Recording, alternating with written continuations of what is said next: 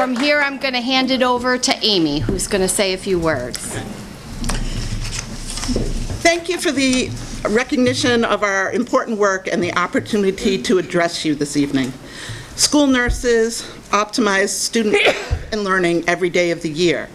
But on National School Nurse Day, we take time to celebrate and recognize the contributions that school nurses are making to the health and learning of our nation's 50 million children. The number of students with complex physical and mental health conditions, along with the number of students at risk for health concerns, and students who are affected by societal issues, such as living in poverty, necessitates school nurses to use critical thinking and provide highly skilled, evidence-based practice that meets the needs of students, families, and school communities. Currently, right here in Northampton, approximately 47% of our student body presents with some sort of special health care need. These range from the more typical asthma, allergies, and anxiety to much more complex needs such as insulin-dependent diabetes, cystic fibrosis, and cancer.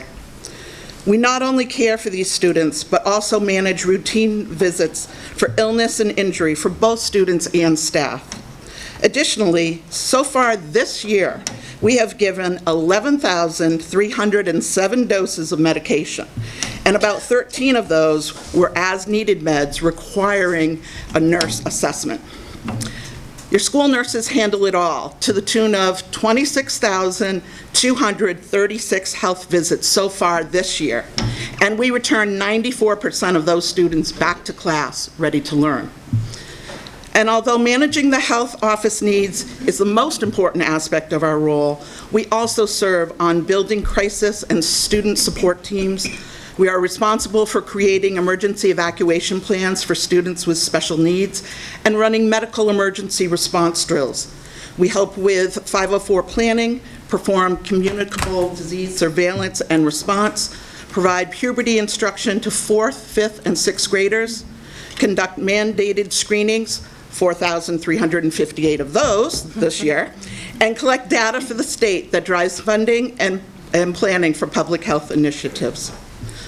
I personally have been a school nurse for 10 years, but as a new nurse to the district this September, I can say that the support that we receive from the school district, and especially from our nurse leader, Karen Jarvis-Vance, is extraordinary. We could not do what we do each day if we didn't have such a conscientious, kind, and innovative leader. Her compassion, sense of humor, and boundless energy are inspirational to her team every day. So that's just a snapshot of the work we do every day to help make school a safe and healthy place for our students and staff. Again, we appreciate your time this evening and thank you for your continued support for our health student programs. Thank you. I've actually resolved the technical difficulties that I mentioned earlier, so I can read the proclamation. So I want to do that while you're here. It's entitled National School Nurse Day, May 8th, 2019. Whereas students are the future, and by investing in them today, we are ensuring our world for tomorrow. And whereas families deserve to feel confident that their children will be cared for when they are at school, and whereas all students have a right to have their physical and mental health needs safely met while in the school setting, and whereas students today face more complex and life-threatening health problems requiring care in school, and whereas school nurses have served a critical role in improving public health and ensuring students' academic success for more than 100 years, and whereas school nurses address the home and community factors, e.g. social determinants, that impact students' health, and whereas school nurses are professional nurses that advance the well-being, academic success, and lifelong achievements of all students by serving on the front lines and providing a critical safety net for our nation's most fragile children. And whereas school nurses act as a liaison to the school community, families, and healthcare providers on behalf of children's health by promoting wellness and improving health outcomes for our nation's children. And whereas school nurses support the health and educational success of children and youth by providing access to care when children's cognitive development is at its peak. And whereas school nurses are members of school-based teams, e.g. School Health Services, 504 IEP, Disaster Emergency Planning, to address the school population, and whereas school nurses understand the link between health and learning and are in a position to make a positive difference for children every day. Therefore, be it resolved that the National Association of School Nurses celebrates and acknowledges the accomplishments of school nurses everywhere and their efforts of meeting the needs of today's students by improving the delivery of health care in our schools, and offers gratitude for the nation's school nurses who contribute to our local communities by helping students stay healthy, in school, and ready to learn, and keeping parents and guardians at work, not just on National School Nurse Day, but at every opportunity throughout the year. And so now, therefore, I, David J. Narkowitz, Mayor of the City of Northampton, do hereby proclaim May 8th, 2019 as National School Nurse Day and commend its observance to all of our citizens. Thank you all very much for the work you do. Thank you.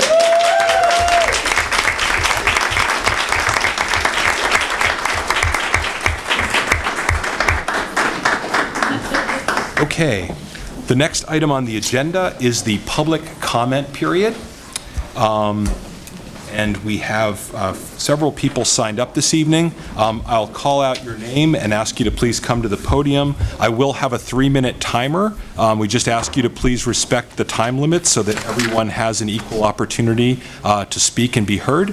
The first person who is signed up is Alicia Hackerson. Good evening. Thank you for the time to speak. I have been the bilingual special education teacher at Jackson Street School since August 2000.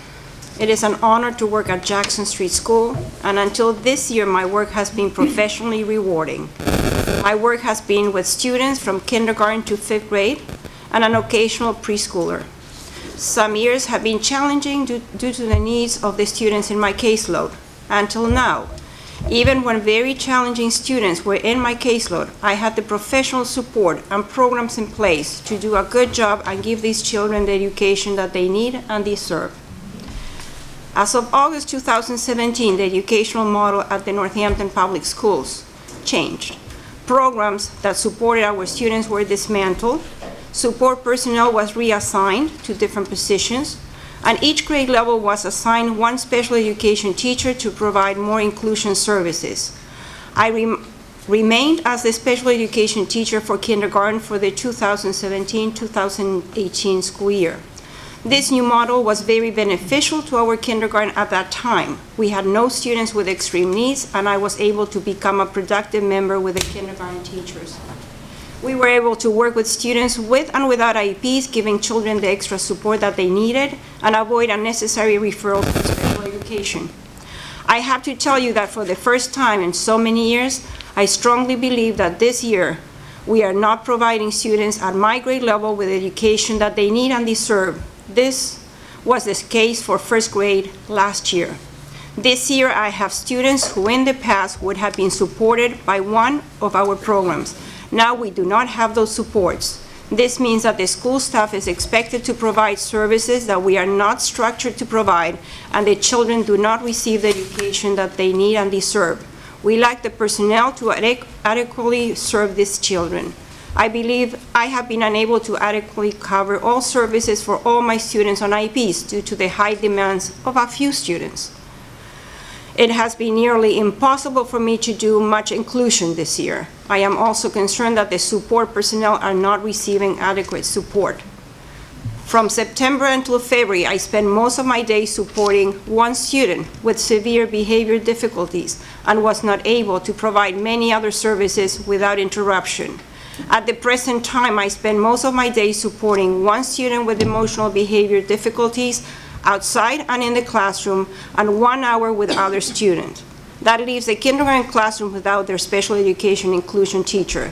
It is very difficult to estimate the teacher-student ratio since the numbers alone do not mean anything. This has taken a huge toll on me, and for the first time in my 19 years, I wake up in the morning and do not look forward to coming to work. It is sad to say that after so many years, and so close to retirement, I'm presently looking for a job in another district. Hopefully a place where they value their workers and things do not get changed based only on the budget. Thank you for your time.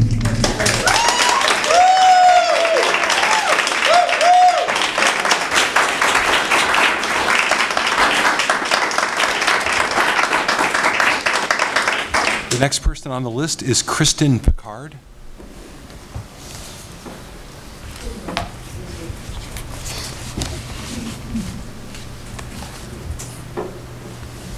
Hi and good evening. My name is Kristen Picard and I live in Holyoke, Massachusetts, but I've taught at JFK Middle School for the last 7 years. I am here tonight after asserting each week that I would not speak, but after the school committee's negotiations subcommittee's last proposal, I can no longer remain silent. I stand here before you, before my colleagues, and before the City of Northampton to now assert that I find your most recent proposal around sick time unethical, inequitable, sexist, and downright disgusting. Let me tell you how we earn our sick time. We earn it by arriving to school 60 to 90 minutes early to prepare our classrooms for the activities that will occur. We stay late, sometimes past 6 o'clock, to write letters of recommendation, assess quizzes and essays, plan future lessons, email parents and students, plan field trips, or decorate a bulletin board with student work so our students feel proud every time they enter the room or hallway. We sacrifice baths and bedtimes with our own children. We come in before school on a sick day just to ensure plans are sufficient so our students get what they need even when we're not there. We attend the funerals of our students' parents and other loved ones in the evening or on a weekend. We leave our 8-week-olds with strangers because our maternity leave is a joke. We miss doctor's appointments for our sick parents because we're forced to pick and choose what's the most important and what can be missed. We spend our own money on the extras. Good pencils, pens, electric pencil sharpeners, extra Chromebook chargers, paper towels, tissues, hand sanitizer, desk cleaner, trays for organization, art supplies, and endless other supplies that help us run our classrooms efficiently and effectively. I am constantly forced to choose this city and my students over my family. I'm doing it as I speak. I was absent from dinner tonight with my son and husband. I will miss bath time and songs. I will miss bedtime, which will certainly mean that my toddler will cry for mama until he finally falls asleep. And I am missing this all tonight because of you. Because those of you sitting before me right now refuse to do the right thing. In fact, you have now revealed you have the means to do the right thing, but refuse to do so without taking away the benefits we have already earned. I think back to 2009 when my grandmother entered hospice at my mother's home. To grant her her last wish, my brother, mother, and I had to figure out how to provide 24/7 care for her at home. I was a new teacher in my district at that time and did not qualify for FMLA, so my principal sat me down and told me to use as much sick time as I needed to ensure my family's needs were met. I think back to 2012 when my father died and I arrived back to work the day after his funeral because it was an MCAS day and my district looked at me like I was some kind of superhero. I am forced tonight to ask myself, if those experiences had occurred while I was an employee here, would I have been granted the same respect and accommodations? Based on the most recent proposal, no. I also have to go down a path that I don't travel on often. This offer of earning sick time is completely sexist. The fact that there are women before me who agreed to this offer is astounding. You all should be ashamed. But I'm unclear how the women before me can even look me in the eye. Based on your offer, particularly A1C, which notes full-time teachers who are not in their initial year of employment shall receive 1.05 days at the start of the school year for each full month they worked the prior year. I am certain that when you wrote this offer, you did so with the realization that any teacher needing to take an extended leave one year would be penalized the following year. I'm noting this as sexist as this will impact new mothers significantly, as those who need to take maternity leave will return the following year without adequate sick time. This is where my feelings turn to disgust. See, I had my first son in 2016. I only took a 6-week maternity leave. I came back that fall having a 3-month-old in daycare full-time and a mother who would spend the majority of 2016 and 2017 in the intensive care unit at Mass General in Boston, and yet I still only used 6 sick days that year. However, if forced to accept this disgusting offer from all of you, should I be in this situation again, I might not have those sick days available to me, at which point I'd have some decisions to make. Do I send my infant to daycare with some Motrin and hope for the best? Do I keep him home and not get paid for the day, impacting my ability to pay my mortgage? See, I used to think that your inability to offer me a fair wage was what was impacting my decision to have a second child, but now it's this. If I take another maternity leave, I will return the following year without adequate sick time for both myself and my child. And of course, new mothers are not the only ones who take extended leaves. There are employees with chronic illnesses or sick family members who will no longer have to choose between their job and their family, as the choice will already be made for them, as they will be forced to abandon the care they or others need to be at work no matter what. I share these personal stories with you not to garner sympathy or pity, but to remind you that I am a person. I am a human being, as are the employees in the city. My stories are not unique. I am certain they share many of these experiences. So tonight, I will not ask you to dig deep into your pockets or bank accounts to do the right thing, but instead dig deep into your soul and stop looking at me and my colleagues as a data point or a deficit to your budget, and start looking at us and treating us like the people we are.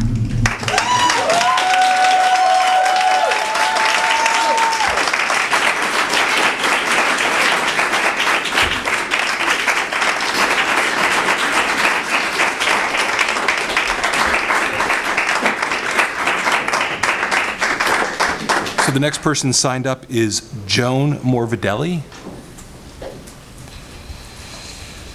Good evening. My name is Joan Morvidelli, and I live on Hatfield Street in Northampton, and I'm a kindergarten ESP at Jackson Street. When I just started working first as an ESP in Northampton schools, it was November of 1989. I had been widowed in October of '89 and was now the sole parent to 3 elementary age school children, kindergarten, 3rd, and 5th graders, all at Jackson Street School. We needed to be there for each other, and we needed health insurance. The ESP position was able to give me the coverage that I needed and the school hours that I needed to be able to be with my family. With the addition of my deceased husband's Social Security benefits, we were able to make ends meet until my youngest turned 16 and the benefits ended. Several years later, I had to sell our house, and I currently live in a finished basement room in a dear friend's condo that I've known her for well over 45 years. Now at almost 67 years old, I am receiving some of my widow's benefits, which will go down to 1/3 when I retire.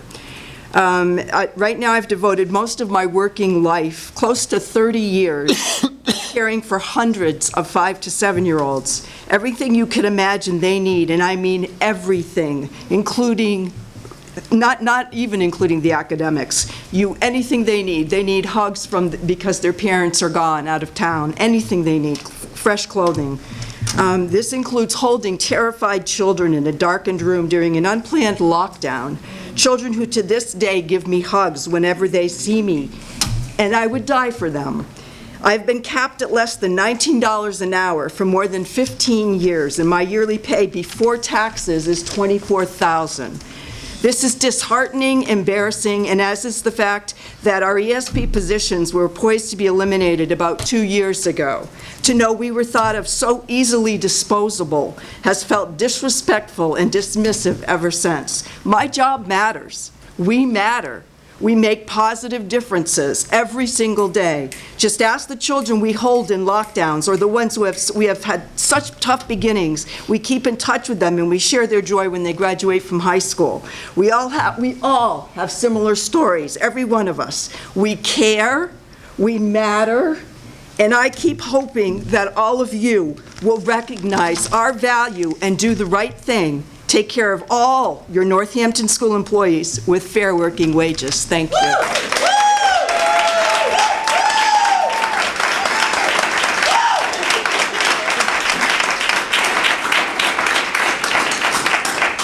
The next person signed up is Claire Ann Williams.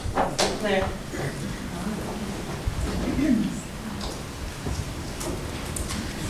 Good evening. I'm Claire Ann Williams. I live at 21 Riverside Drive in Florence. And I'm back to speak one more time about something I already said, but it didn't appear to sink in.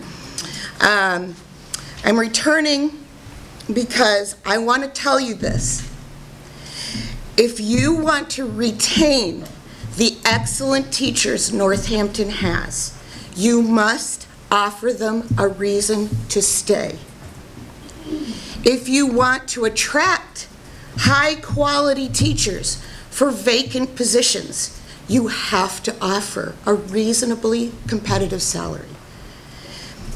Sal Canada's position will be filled next year, and the offer on the table is right in line with the state average for administrators. This is not to say that the admins don't impact our students, but it simply cannot be compared to the work that these teachers do every day. Why is it? I can't ever figure this out. Maybe it's because I'm a daughter of a union man. Why is it that we value management so much more than the people who actually are doing what we are here to do, who have direct contact with students and parents, and who impact their beloved MCAS scores? A representative of DESE asked us in our faculty meeting on Monday how we see our school in 5 years if everything was sunshine and roses. And it was pretty much presented that way. And many of us rolled our eyes, because it's very hard for us to imagine if everything was sunshine and roses, certainly. It's a challenge. But here is my answer to sunshine and roses. If you don't have excellent gardeners who will till that soil, plant the seeds, and cultivate the plants, all you'll have is undernourished plants that wither and go to the nearest charter school.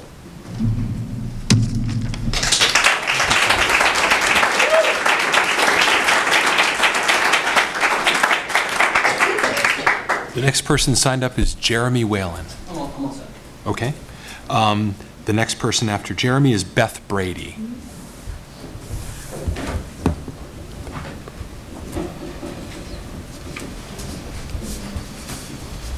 Hi there, I'm Beth Brady. I live in Hatfield, but I teach at Ryan Road. I've taught Northampton for 26 years now.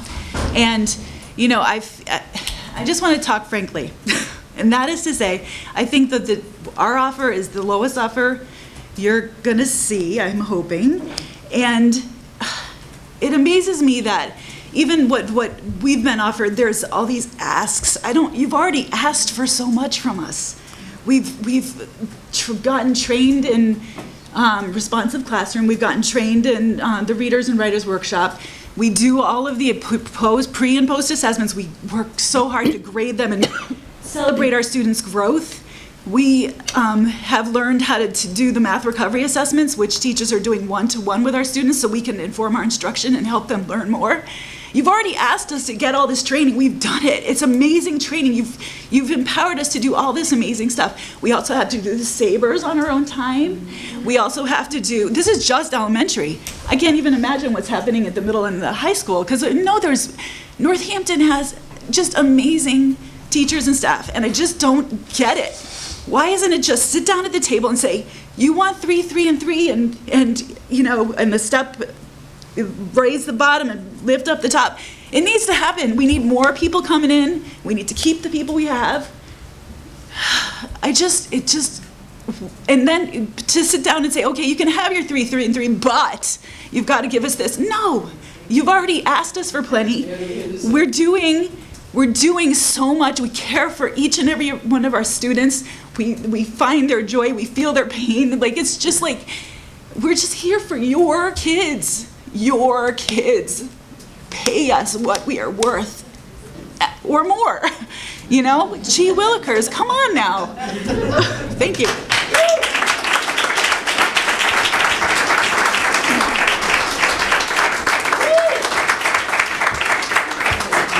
The next person signed up is Jesse Pompey.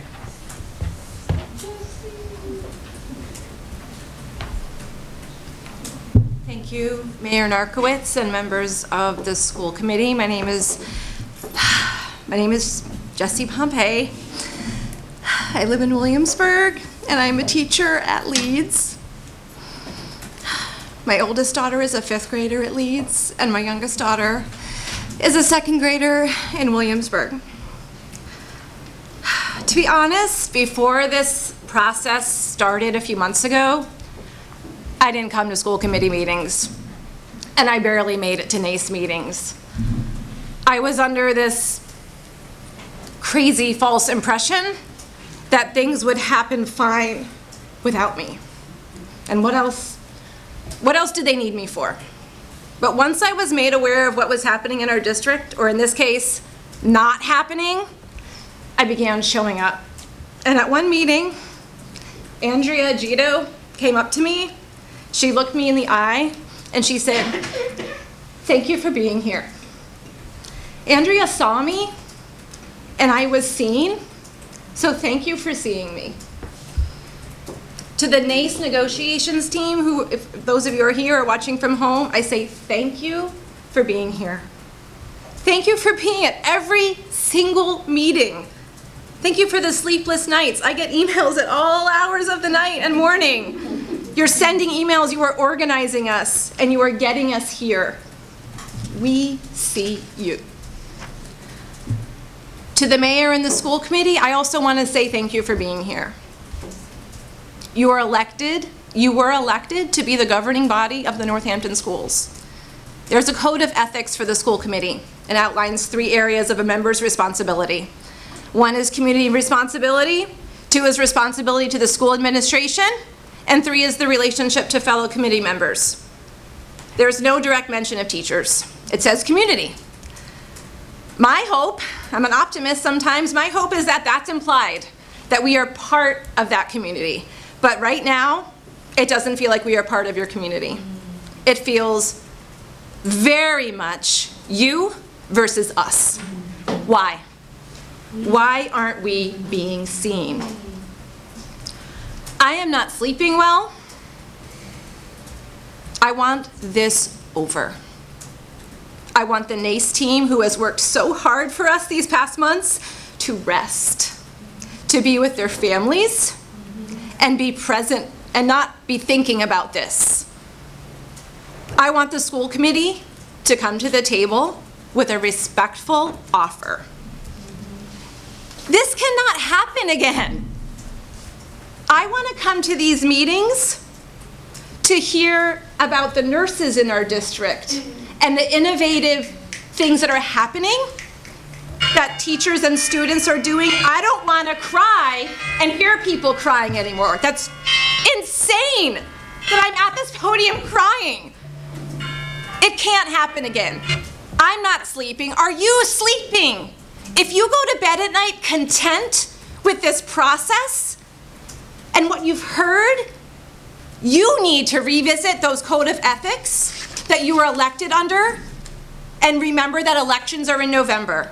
Northampton will not forget who is interested in upholding your code of ethics to show community responsibility and who wasn't interested in that. This group of staff who is here and who is at home with their babies and their families, we are not content, we are not happy, but we are super strong, we are vulnerable, we are brave, and we are courageous. People are showing up, we are being seen, and we are here. Thank you. Thank you.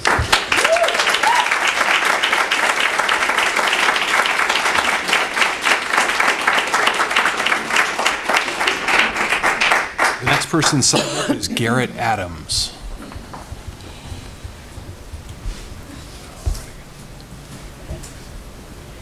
I'm Garrett Adams, and I teach ESL, and I've spent my whole life teaching 3, 4, 5, and 6-year-olds, starting with my siblings, my own children who went through the Northampton schools, Clark School, preschool, and kindergartens in Northampton at both Bridge Street and Jackson Street schools.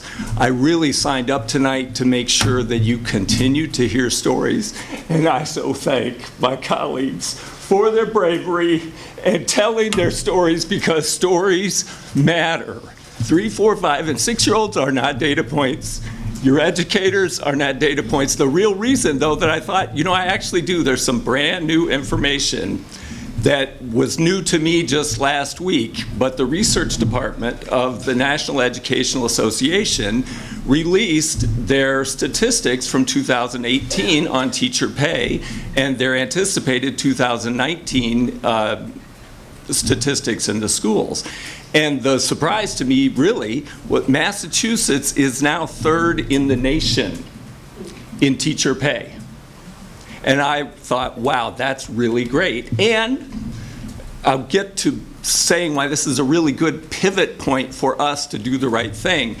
But the difference between Northampton pay and the Massachusetts average is significant. The states that we compare closely to are Indiana and Ohio, Wyoming, and Vermont, just to the north. New Hampshire does pay lower. That difference in pay, and this is on a scale that says educational staff. So I hope in those other places that it includes my educational support professionals and my nurses, and when I, as an ESL teacher or a classroom teacher, have someone else working with my students. But the difference between that number 3 ranking for Massachusetts and Northampton is nearly $20,000. You can look it up. It's nearly $20,000. One more piece of information that's part of the reason this is a good pivot point. 60% of teachers are on the top step. More than 60% of educational support professionals are on the top step. You've heard what it's like to be on the top step and not move from many, many different perspectives. Trends in this country are not for baby boomers to live to 200. You're not going to have 60% of your educators on your top steps all that much longer. This is a chance for you to respect the people who work with your children now, and when you have fewer people on your top step, your pay scale might be competitive, and you might have teachers of color come from other states and other districts. You might have young people who start out loving children and working as educational support professionals in our district and go elsewhere. It's a really good time to do the right thing in every way possible and think about where can we get the funds from to do what's right, and then go to the state and raise the level of education everywhere. Please do the right thing.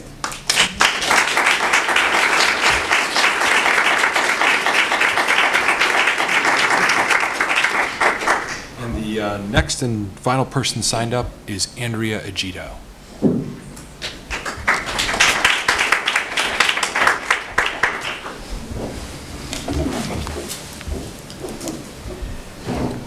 Good evening. I'm Andrea Agito, and I am the NACE Unit A Chapter Coordinator. At the last meeting, the superintendent presented you with the data on the academic successes in our elementary schools based on our RTI program.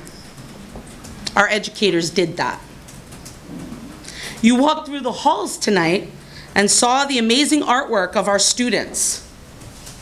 Our educators did that.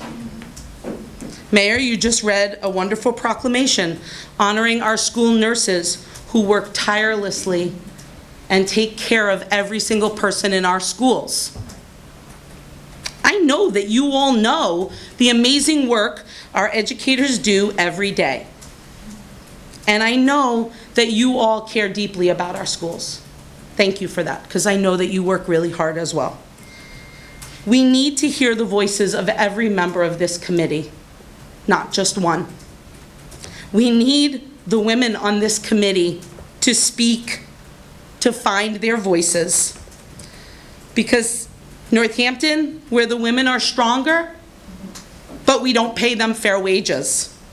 We are a predominantly female profession and the lowest paid in this city when compared to the male-dominated professions.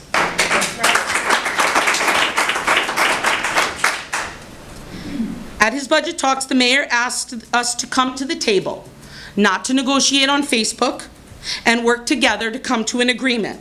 And then he would allocate the money. That's what he said. We came to the table.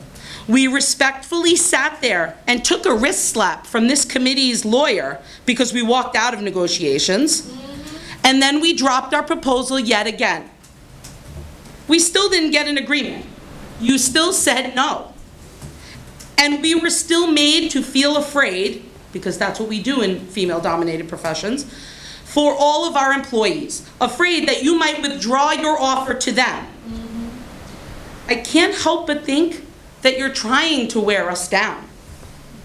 Do you think that if you drag it out, we'll get tired? Because teachers know tired. Is that what you want in our schools? Is that what you want? Is that going to keep our schools as amazing as they are? Or will you do the right thing this time? I hope it's the latter. Thank you.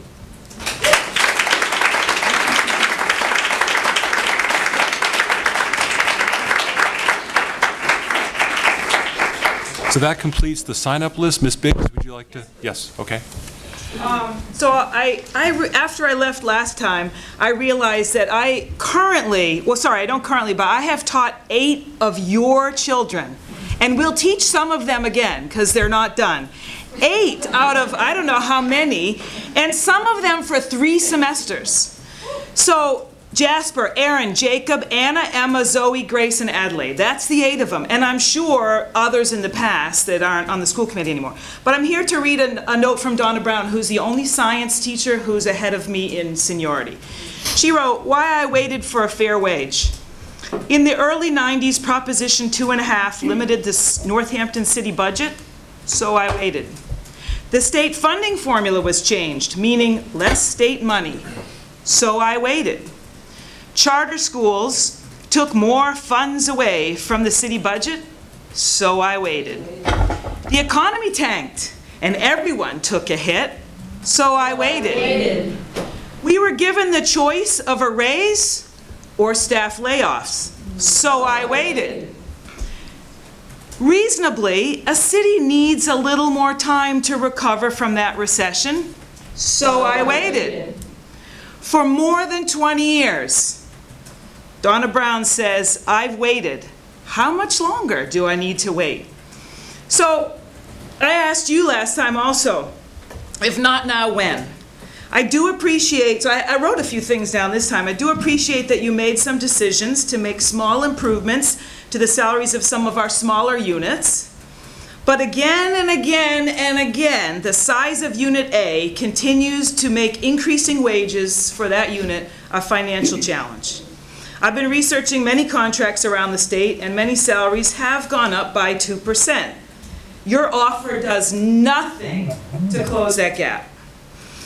I'm hoping that you will be going to executive session. I'm glad to see one of our negotiators is here. That you'll go into executive session after your meeting tonight, all of you, and that you will direct your 2 negotiators, one of whom I'm sure is at the high school watching a production that her daughter is in and is in my class, and many teachers, I'm sure, or at least one, are helping make that happen after hours, I'm sure, not for any more pay. So I'm hoping that you'll go into executive session to make, or to encourage your 2 negotiators to make a move higher and closer to the requests of Unit A, and not just shuffle the same old money around on fancy colored papers in hope we women will get bamboozled enough to choose one of them. So an offer that doesn't decrease at the same time the other units to pit us against one another. Even if this requires the mayor to go back to the city for more funding as necessary, as he has already said he would do. So as I said before, if not now, when?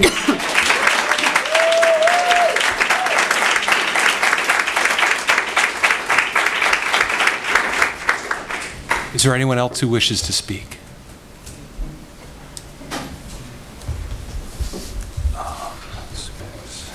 Hello, my name is Evan LeBeau, for those who don't know me. I am a sophomore at NHS. I went to JFK and Ryan Road, where my mom teaches. I am a school of choice student. I am from East Hampton, but I wanted to come here. I wanted to be taught by the people that I have known my entire life. The teachers at Ryan Road that have known me longer than I can remember.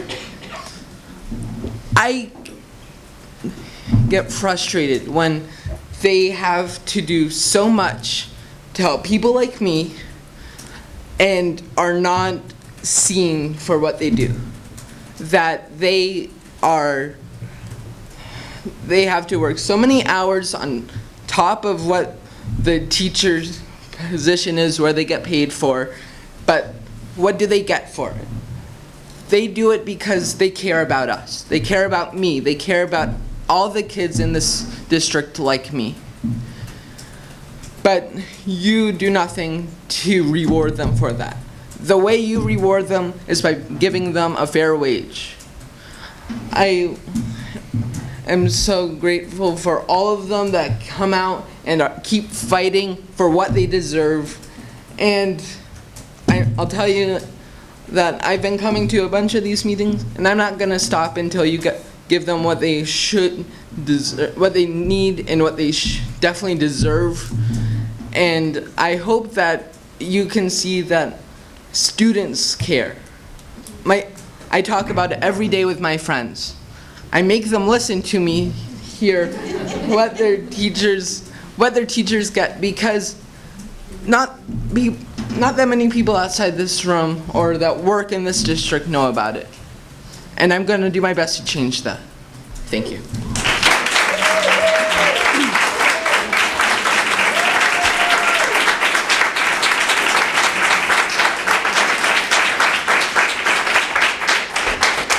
Thank you, Evan. Is there anyone else who wishes to speak?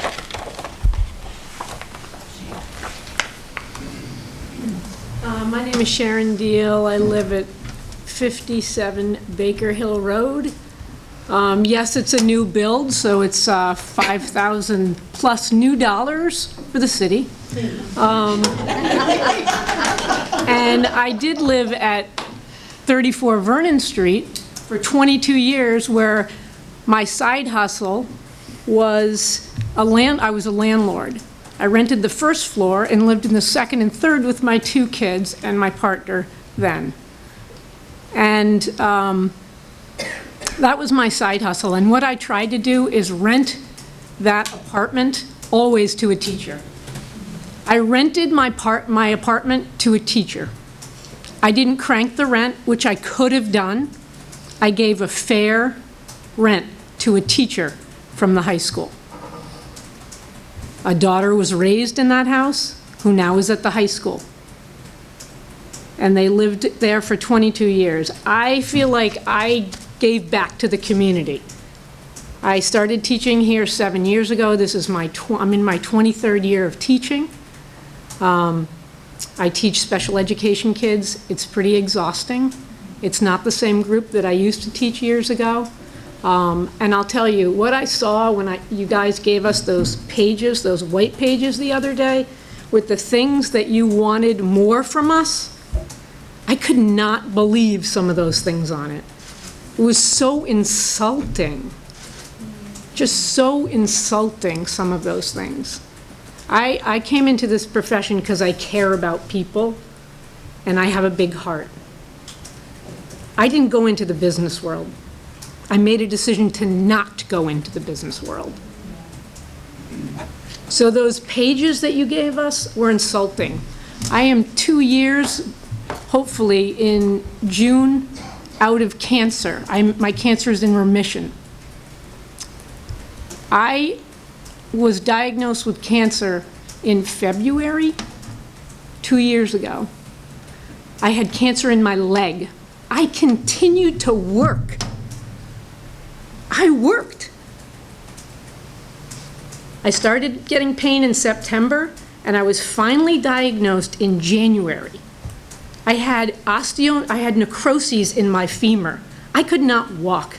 I went and bought a walker with wheels on it, and I wheeled myself around backwards from November until I left for vacation to go get chemo in February.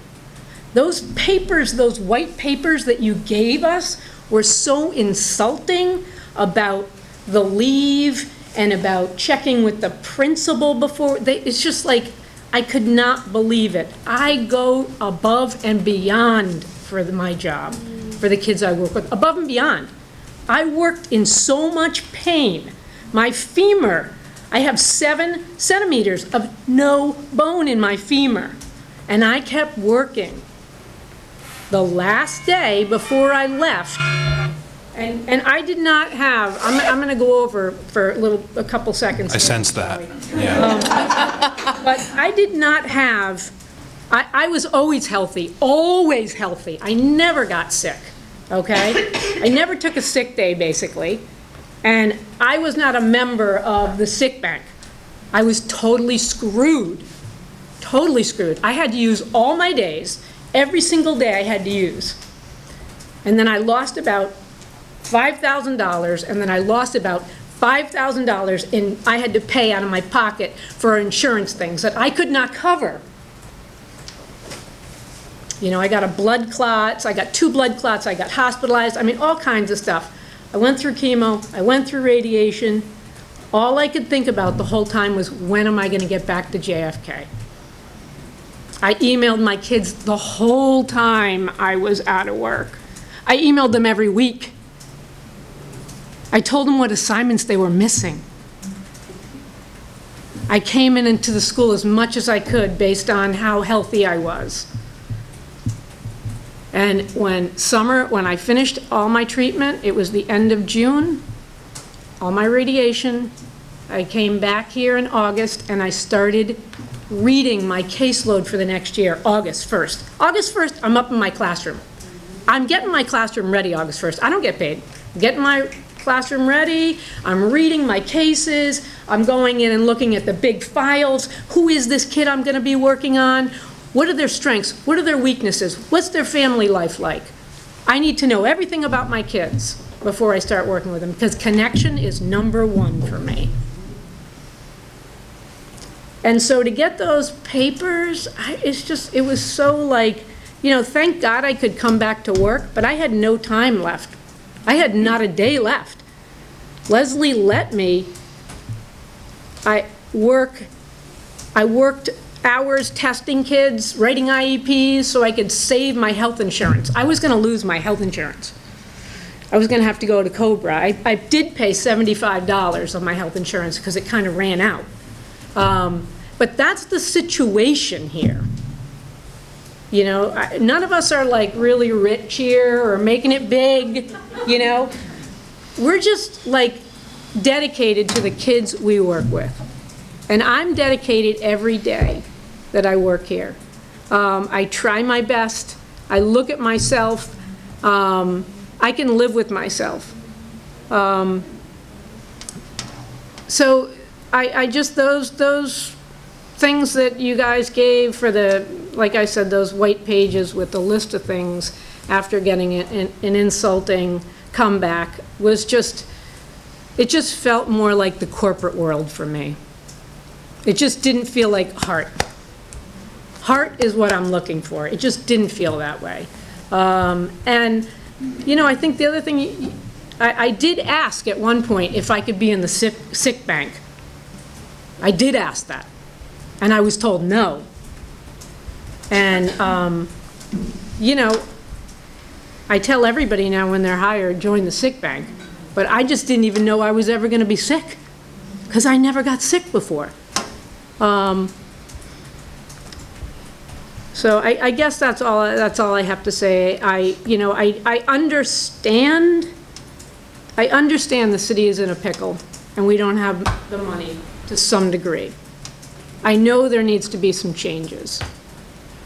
I feel like after listening to the mayor's presentation, I would like to join a committee. I would like to help out, to figure out some other way. And I'm sure there's a bunch of other people here that would want to join a committee to figure out some other way, some other creative way to figure out how to increase our salaries. So thank you. Thank you, Sharon.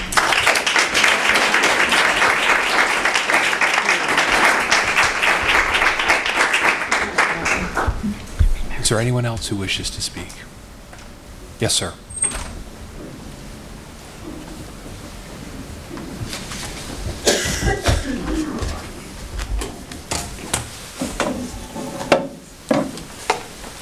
Hello, My name is Ed Stone. I'm new to the district this year. I'm a school adjustment counselor working at Northampton High School.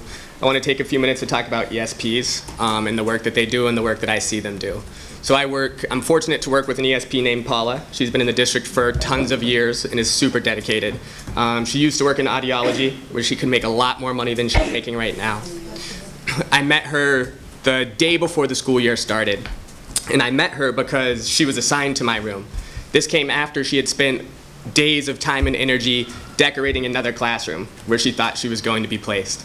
She was told the day before school that she was going to be with me, different population, and she took on that challenge with an open mind and an open heart. Every day, Paula helps kids in terms of their learning. She goes with them and goes to classes when they wouldn't otherwise do it, but she does a lot more than that. And so I want to talk about some of the additional pieces that Paula does. She's known for sewing. That's one of the things she does. She's had kids come to our room and ask her if she could patch their jeans because they don't have enough money to buy new ones and they've ripped. She's aware of the fact that we don't have a culinary program anymore. So the kitchen that we had last year is now a storage room. So what Paula has done is she's brought in her grill, her Foreman grill, and she's brought in crock pots, and she's made wedding soup, Italian wedding soup. And she taught kids how to make homemade burgers so they could taste the difference between that and McDonald's. These are the kinds of things that she does on a regular basis. Kids confide in her, they talk to her, and they rely on her. I want to tell you a story about another ESP in a conversation that happened in my room this week, and I was shocked, as was this student. This student is a senior. He's been looking for work for a while, and he actually came to our room to get some help on applications. He recently got a job at Cooley Dickinson Hospital, and he's working in the food services program. He washes dishes, he delivers food, he does those kinds of things. This week he found out that he makes more than an ESP, who he credits with getting him through his class last year. He doesn't have a high school diploma yet, but he makes more as a starting salary than our ESPs. I watched that conversation, I watched the shock on his face, and I watched that ESP take it in stride and keep working to help a student. That's a shame, that's embarrassing. It's good for him. I'm glad that he's able to have a living wage of $15 an hour as a 17-year-old kid. That's great. But we deserve so much more for the people who are here doing the work, who are molding our students to develop them to the point where they can go and get these kinds of jobs and still go to school.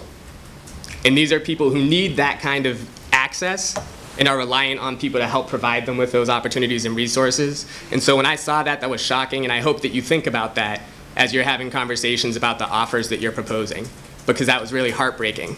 And for that student to recognize and start to actually understand how warped things are in this world and how undervalued and underpaid the supports that he credits with getting him through high school. He's about to graduate. The supports that he credits with getting him through high school are making less money than he is, and he just started this job like 2 months ago. So I hope that that is something that you consider, and I hope that you come back with an offer that really takes all of that into account. Thank you for your time.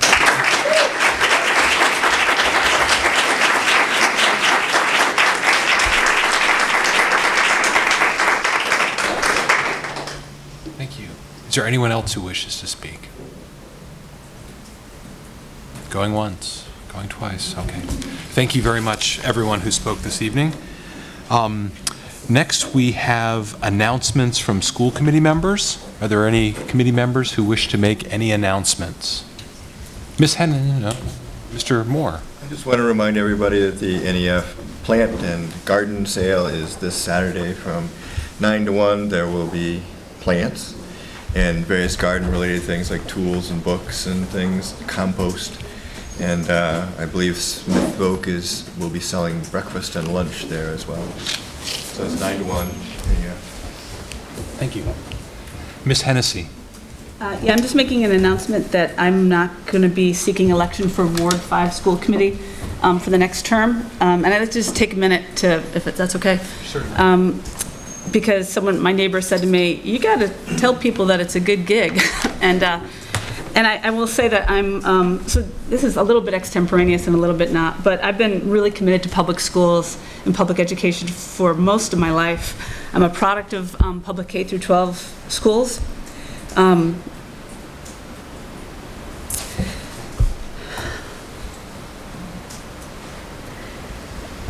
and a teacher for 22 years. Special ed, AP, IB, supervisor, social studies. I've taught everything in the social studies department, I think, and I really hate US 10, so sometimes I get ornery when we're talking about history. I'm a first-generation college student, so I feel like I'm an example of why public schools are the great equalizer, and I believe that. And so 5 years ago, I ran for school committee. I'm usually not a crier, which is really funny right now.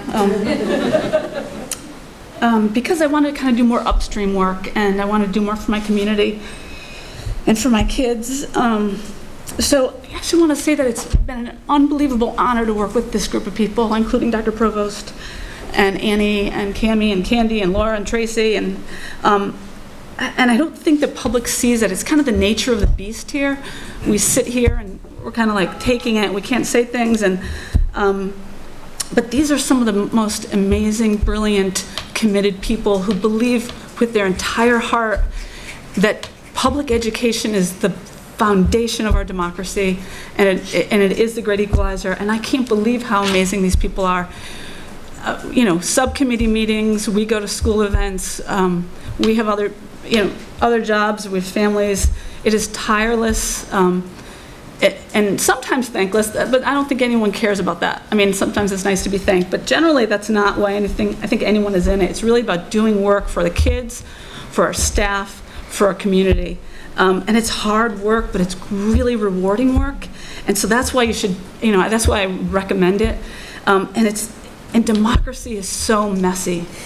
It is messy and it is slow moving. But I've been really proud of this work of this committee for the 5.5 or whatever years I've been on.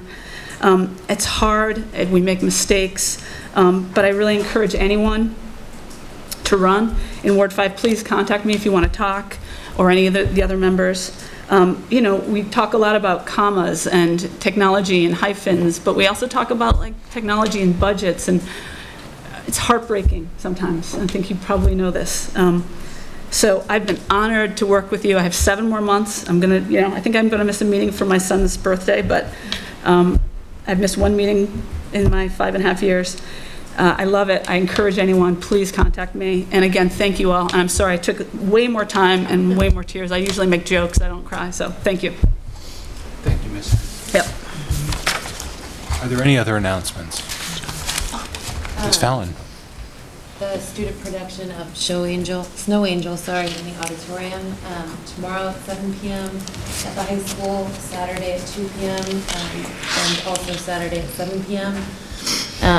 The NHS Art Showcase runs May 2nd through 29th at Forbes Library, but the community is invited to a reception tomorrow night during Arts Night Out. It will be between 5 and 7 p.m. And then the K-8 art show will be running May 10th through the 31st, and tomorrow is also the opening reception for that here at JFK from 4 to 6 p.m. Thank you very much. Any other announcements? Okay, hearing none, we'll move into the recommended actions of the school committee. We have 2 items, actually 1 item on the agenda, I believe, on the consent agenda. Is that correct? Okay, it's 1 item on the consent agenda. It's the approval of a field trip for the JFK Hybrid Huskies going to the Connecticut Science Center in Hartford, Connecticut, June 4th, 2019. We had a set of minutes on the consent agenda, but those are not ready for this meeting, so the consent agenda would just involve that 1 field trip approval. Is there a motion to approve the consent agenda? So moved. Second. Okay. All those in favor of approving the consent agenda, please say aye. Aye. Opposed? Any abstentions? Okay, so the consent agenda is approved. I note that our student representative is not here this evening, and so we'll move on to the update, the day on the Hill. Several of our members were on Beacon Hill last week, and so we wanted to just have an update on that, and I'll turn it over to our legislative liaison to speak about that, and others who are with her can join in. Ms. Busansky. Thanks. So last Wednesday, Ms. Fallon, Mr. Kaufman, Ms. Burnham, and myself all went to the Mask Day on the Hill to advocate for more money from the state. And I guess I found it very disheartening, so I don't have a lot to say about it. I didn't see any light at the end of the tunnel. I don't see how it's going to work out. But, well, we talked about the millionaire's tax. We talked about the Promise Act. We heard from a lot of the chair and vice chair of the committees on education, Representative Aaron Vega, who's really fighting the good fight. I know that, and that was really great to hear. And I thought the turnout from school committee members was really high, and I think that's really important because to me, the greatest takeaway was really that we have to, as though we haven't been, yelling loud enough, we have to yell even louder, and they need to hear even more voices. I guess it isn't volume, it's really quantity, it's breadth, and that's what we heard. Senator Comerford especially talked to us about how a lot of her other senators are not hearing anything from their districts at all. So somehow, as we need to work harder and to kind of bring more people into this and make it a real echo chamber, that what we're getting from the state is insufficient and we need more. And what we know is from the legislation, what it's looking like right now is that we're really on the road to getting even less from the state at the end of the day right now, thanks to how lots of other things play out. And so I guess I just really wanted to put a plug in for the Fund Our Future event. It's a week from today, the 16th, 4:30 p.m. on the steps of Springfield City Hall, and I hope that as many of us will go. We also put in a request to, with both Senator Comerford and Representative Sabadosa, that, when there's opportunities for us to advocate, when they need us to really send those emails, that they give us that heads up so that we can all really join together, which I know we've done, and to really have our voices heard. And I think that is a real difference from in this kind of new legislative team we have in our area, that they really are calling on us very loudly and clearly and communicating with us to step up and, email, write letters, all the work, show up, all that work. And we just need to, I think, turn up the pressure even more. That's all I can really say. So there's my... But I invite Mr. Kaufman, Ms. Fallon, if you want to add anything. Ms. Fallon? Please do. Yeah, I guess two things. One is, so Senator Jason Lewis, when they passed the Senate Ways and Means budget, posted a very excited post on Facebook about how this is the highest level of funding, we've seen in 20 years. And I just want the public to understand that we're likely not going to see an increase at all in Northampton, and we may see a loss. So I don't want people to think that we can be complacent. Our funding levels are really abysmal, and it's those sort of headlines that we see in newspapers and on Facebook that can be misleading. I'm sure someone's benefiting from these higher funding levels. I think they're also not acknowledging that costs have just risen. But I think that we need to always be conscious of how legislation's affecting us here in Northampton and be ready to advocate for that.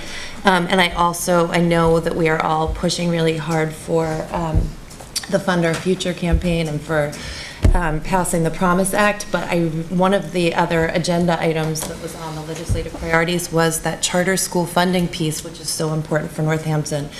For FY 2019, the state legislature funded at 56% of what they're supposed to. And that's actually really having a bigger impact on us in Northampton right now. And so I asked Representative Sabadosa to please follow the House Bill 418 that the mayor had gone to Boston and testified, but we really need to get some sort of motion on to the charter school funding, because that's actually going to really make the difference for Northampton, I think, and it's very important to not lose sight of that piece of it. Mr. Kaufman. Yeah, I'll just add too, Rebecca and I carpooled, and I think we were kind of both feeling pretty glum afterward. But two positive things. One, I would say, in my opinion, and you guys speak to this if you share this idea, but I think that we're incredibly well represented between Senator Comerford and Representative Sabadosa. So it really felt like preaching to the choir. They're really busy, but education seems to be a really high priority for them. They've done a lot of work in this area. They were very receptive to us. And they were both, the common thing they were both saying is make us make change. Blame us, tell us what we need to do, strive for, making us make sure we can't say no. And it wasn't those two. They were speaking in general, like this needs to rise to the top of people's priorities. But I just felt I left feeling really good about the people we have serving us. The second thing, and I forget which one brought it up, maybe both of our representatives, but the idea was that there was a commitment, I think, from the leader of the House to talk about revenue, to meet and discuss revenue. And the feeling I got, the way it was presented to us, was that's relatively new, that there was a commitment to do so and an openness to discussing different ways of generating revenue that we might not have been as receptive in the past, including a couple of ideas that Senator Comerford spoke about local revenue generating. Mayor Narcoitz, I'm sure you've spoken to her. And so that sounded somewhat promising, that maybe amidst the greater formula, which may not benefit Northampton as much, maybe the state as a whole will be generating some more revenue. So trying to put a positive spin on what was not a particularly exciting day in terms of optimism for the future, but I think Rebecca did a great job summarizing. And who else was Ms. Burnham? Yeah. Oh, okay. She's at the show tonight. Okay. Yes, Ms. Hennessy. I really don't know the answer to this because I know I have an in on this topic. But it feels to me that when our community is writing letters, we really have to write to the chairs also, not just Senator Comerford and Sabadosa. Is this because it seems like the House Peisch is a little bit eh. And when I say eh, I mean she's not supportive of money, right? Yeah. So yeah, no, I think it's true. I think we have to expand our list. It's not just about our senator and our rep, but it's about the education committees. Because they're from Winchester and Wellesley. Like, it's a real different community. And they need to hear, I think, from our community that we're not Winchester and Wellesley. Yeah. And so I would really urge our community members to make sure they're including the chairs of those committees. And both Senator and Representative Sabadosa mentioned that it was important to include the Speaker of the House, DeLeo, on it too, because he wasn't hearing from anyone, and that was important. And that's not something we had done. We've been including Representative Peisch and Senator Lewis on our correspondence, but not DeLeo, so it's worth a try. Okay. Any other discussion about this? Thank you to our colleagues who made the trek to Boston. I've made it myself many times, and it sometimes is not as productive as you hope. So, but I'm sorry, Mr. Meyer. I'm just curious because Western Mass, it's very hard to get money to flow east at all, and certainly past Worcester. And when I looked at the House vote of 154 to 1, the question I ask myself is, when you have a speaker who has said session after session that revenue is off the table, and even the revenue that's proposed is, again, it took the Senate to come forward with additional revenue measures this time, and of course they always have to find a way to claim that the items that they're amending are finance related because they can't originate any. Where are the dissidents? I mean, one representative from Mattapan voted against the budget, objecting to the way that it is basically hashed out behind closed doors, and then voted on as bundles of amendments with no ability for members to weigh in. And that is the way it's been done, and that's the way it will continue to be done. And I just, again, Representative Kokot was the head of the Progressive Caucus in the House, and a very able legislator. We had the President of the Senate as our representative, and I guess my concern is, when are those people who are outside of the leadership going to begin to stand up and say, even with symbolic votes? And I understand that when you're an individual legislator, you can get your district's earmarks threatened. You will be coerced, but until we do that, I don't see how we're taking the first steps. Again, because these promises have been made for a long, long time, and they have not come to fruition so far. Thank you. Any other discussion? Okay. Thank you again to our colleagues. The next item on the agenda is a vote. This is something we typically ask for toward the end of the fiscal year. This is to authorize the superintendent to exceed the $10,000 transfer restriction to be able to close out our fiscal year books as we move into the final 2 months, 1.5 months of the fiscal year. Is there a motion? So moved. Is there a second? Okay. Any questions or discussion on this? Hearing none, all those... I have a Oh, question. sure. It says to exceed 10,000, and maybe it says in here somewhere, but how much are we exceeding 10,000 by? What this means is that I will be able to transfer more than $10,000 as needed in order to cover deficits in accounts with surpluses in other accounts and to spend down all of the accounts altogether. So it's individual transfers, some of which may be a lot more than $10,000, some of which may be just over $10,000. It's basically, we have reached the deadline for ordering in the district, so there's no more ordering allowed in FY19, and at this point we need to start taking care of the deficits we currently have on the books and spending down to make sure we end the year with 0 and no counts in the negative. And can I just ask a follow-up question? So I understand a lot of that, but is there, maybe we're just not allowed to have a surplus period, so the goal is you have to spend everything. What would we do if we did have a surplus? It would revert to the general fund. And then Northampton would have that in the future, but... All the other city departments return their surplus to the city. We don't require the school department to do that. And typically, the school department tries to spend its entire general fund, and that's how you have the school choice funds that create your reserve account. Okay, Yeah. thank you. Okay, and again, this is all money that's already been appropriated. It's not like new money that's being appropriated. It's the money we appropriated already. It's just moving it between line items. I understand, and I'm just assuming you're buying things that are needed for next year so that they don't hit next year's budget, that sort of thing. Okay, all those in favor, please say aye. Aye. Opposed? Any abstentions? Okay, so that vote is passed. The next item on the agenda is a report on Global Glimpse from Jeremy Whalen. Hi everybody, Jeremy Whalen. I'm going to make this quick because it's 8 o'clock and I'm usually staring down the barrel of nachos and beer at Arizona Pizza Company for trivia. So, Global Glimpse, excellent program. I was put onto it by Nat Reed, a former school committee member. And what it is an international trip, but also a leadership program by a NHS alum that is a way to offer an international trip, look at things like global poverty and globalization and things like that in monthly workshops we started in January that lead up to a kind of service learning trip that are going to go to 3 countries this summer. Panama, Ecuador, and the Dominican Republic. Wow. We have 14 juniors. They were nominated by their teachers, and they were put through an application process and chosen for this program.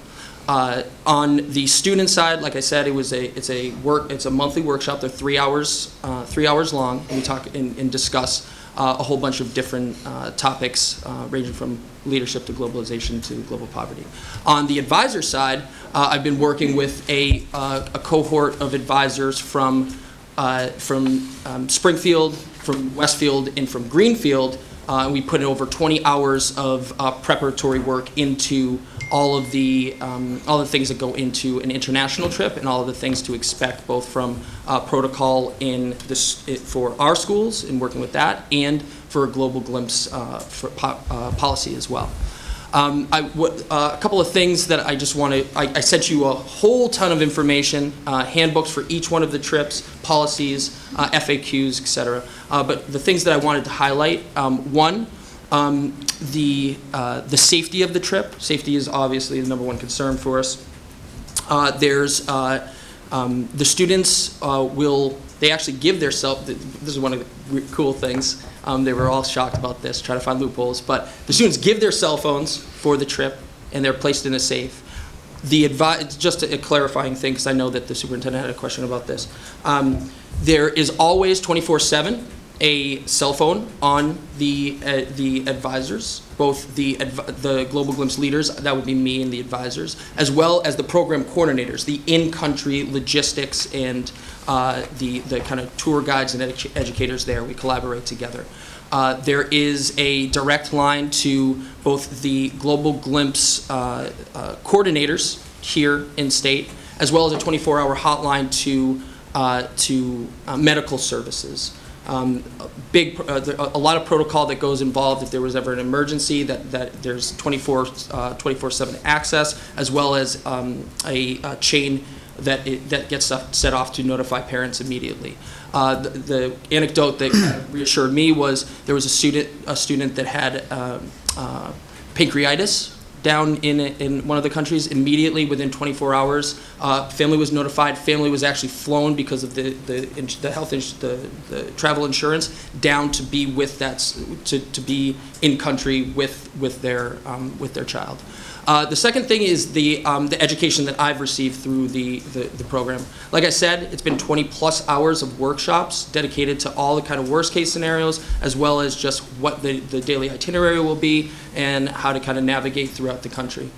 And third, that it is an educational opportunity. It's not just an international trip, but it's a leadership program. We've been meeting for 3 hours a month, and the last thing is the equitability of the trip. Students, it's a sliding scale of payment based on economic needs and issues. And so we have students ranging from paying the full price, all inclusive for the 2 weeks, $4,500, all the way down to $400. And so the students have helped each other as well raise funds and go out and do kind of charitable efforts to pay for that as well. So I think it's an all-around excellent program so far. This is my first year doing it, and if you have any questions, I'll open it up. Thank you, members. Do you have questions? Can I just ask, is it through a company? What's the... Yeah, so it's a nonprofit organization. Like I said, it was started by an NHS alum. Okay, so it's called Global Glimpse. Yep. Okay. Yep. All right. Mr. Moore. Yeah, just curious, where does this subsidy come from? So it's actually, so there's a lot of different partners in it. United is a partner who pays for the tickets. So actually all the tickets are paid for right then. It is a 501c3 that has a couple of different locations from San Francisco to New York and from here. So yeah, it's a large, the majority of that subsidy is coming from charitable donations. But recruited, so the donations are solicited by Global Glimpse as opposed to there is a small, so so at the low end of the scale, so that $400, it's part of the training is for the students working to go out, be ambassadors, and donate some charity themselves. We haven't had any issues with payment. If a student could not pay for the trip, we've talked to the NEF and some other organizations locally, as well as with families if there was a need. We haven't had that need, but it's not. It's also. There are other avenues in which if a student had missed a payment or something, there's different ways to get that as well.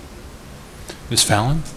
I was just interested to know, so reading through all the curriculum, so for instance, they go to a farm or a ranch one day and talk about sustainability and fair trade, and then another day they would go to the dump or to teach English. Is that, all of those different aspects are incorporated into the one trip? Is that what it is, or is it? Yeah, I would encourage you to look at the sample itinerary, because it is the days are very intense. This is they have 2 free days, and that's just chunks of time. But otherwise, from I believe it's about 8 a.m. to 9 p.m. Their entire day has an itinerary, and they're kind of constantly in the service learning kind of agenda for the day. It's really cool. Yeah. Like I said, it's not just go around, snap pictures here, snap pictures there. Great educational opportunity there as well, but it's a very kind of strictly to the agendas that they have for the day. Well, yeah, it looks amazing. I hope that you'll let us know. Yeah, I'll be snapping pictures the entire I time. know you've been a driving force behind this, and I think it sounds amazing. Are there any other questions for Mr. Whalen? Mr. Kaufman? Thank you. First, thanks very much for doing this. This sounds pretty outstanding. So I apologize, you might have said this in the beginning, but there's 3 different destinations, but each student goes to just one, is that right? Yeah, so we have 14 students. So I believe 5 are going to be traveling with me, and then the other 9 are going to be traveling to other countries. We have Corey checked all the Global Glimpse leaders and everything. We've gone through the entire process of field trips and everything there on our end for our school as well. As well, and in addition to that, their parents have been. There's parental meetings before the trip, so pre-trip parental meetings where they're all briefed, and as an advisor, I am required to reach out to all of the individuals, not only at Northampton High School, but all of the students that will be traveling with me, Yep. and establish a connection there as well. Thank you. And so you'll be the only person from our district going? Yeah. Yeah. That's okay. And then how old are the kids? How old? Yeah. They're juniors. Okay. Yeah, juniors. Great. Thanks again. Yeah.